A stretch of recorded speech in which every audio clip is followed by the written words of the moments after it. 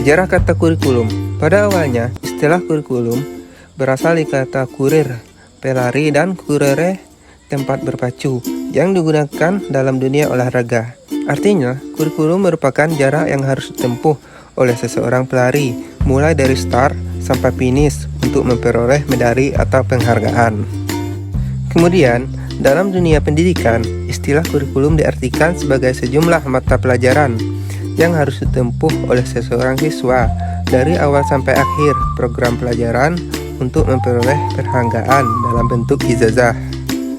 Pada Undang-Undang Republik Indonesia Nomor 20 Tahun 2003 tentang Sistem Pendidikan, istilah kurikulum adalah seperangkat rencana dan pengaturan mengenai tujuan, isi, dan bahan pelajaran, serta cara yang digunakan sebagai pedoman penyelenggaraan kegiatan pembelajaran untuk mencapai tujuan tertentu.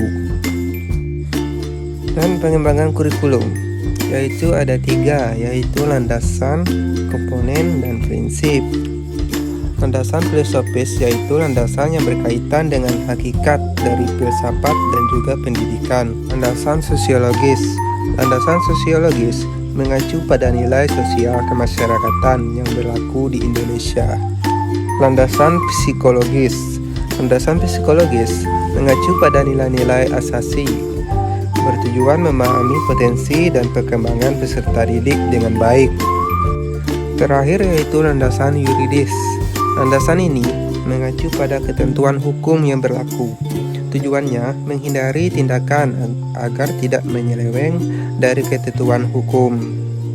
Pada komponen terdapat 4 poin, yaitu tujuan, isi, metode, dan evaluasi. Dan yang terakhir yaitu prinsip. Prinsip terbagi menjadi 2 poin, yaitu prinsip umum dan prinsip khusus. Pada prinsip umum, pengembangan kurikulum dengan relevansi, fleksibilitas, kesinambungan, kepraktisan, dan efektivitas. Dan prinsip khusus berkenaan dengan tujuan pendidikan, pemilihan isi pendidikan, pemilihan proses belajar, pemilihan media alat belajar, kegiatan, dan penilaiannya. Perkembangan kurikulum di Indonesia melahirkan bermacam-macam kurikulum. Contohnya yaitu kurikulum berbasis kompetensi 2004, kurikulum tingkat satuan pendidikan KTSP 2006, dan kurikulum 2013. Kurikulum berbasis kompetensi 2004 merupakan perangkat rencana dan pengaturan tentang kompetensi dan hasil belajar yang harus dicapai siswa, penilaian, kegiatan belajar mengajar, dan pemberdayaan sumber daya pendidikan dalam pengembangan kurikulum sekolah. Kurikulum KTSP 2006 merupakan kurikulum operasional yang disusun dan dilaksanakan di masing-masing satuan pendidikan.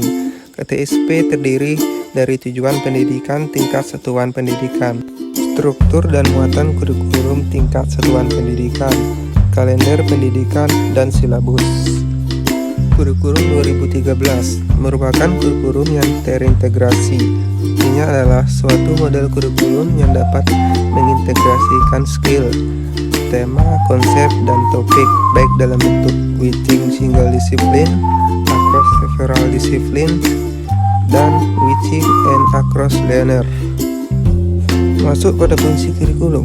Fungsi kurikulum terbagi menjadi 6 poin, yaitu yang pertama, fungsi penyesuaian. Pada fungsi ini, kurikulum harus mampu mempengaruhi siswa agar memiliki sifat well-adjusted.